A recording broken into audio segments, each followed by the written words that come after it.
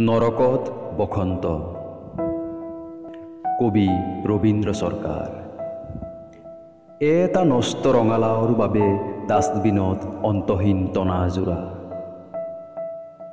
হিংস্ৰতাত ইজনে সিজনৰ নেলু চেপি ধৰে।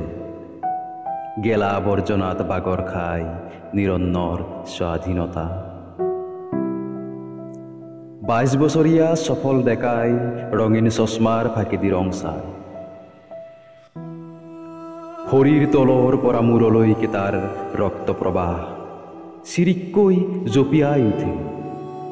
কি বা এটা যেন উল্কাপিণ্ডৰ দৰে প্ৰচণ্ড বেগেৰে বুকুৰ পৰা ওলাই আহিব খোজে। ডাষ্টবিনত ৰঙালাওৰ স্থূলতাত নাগৰিক যন্ত্ৰণাই চক খায়। গোলাপৰ সুৰভিত মূৰ্ছা যোৱা মানুহজনে হাঁহে, তথাপি বহাগ আহে।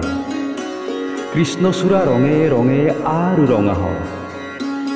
বাটৰ কাষৰ নঙঠা ল'ৰাটোৱে লঘোণত মাকজনী মৰাৰ পিছত বাস্তৱত থিয় হৈ ৰৈ ৰৈ সুহুৰি দি কুলিৰ মাত মাতে। আহ, নৰকত এতিয়া বসন্ত।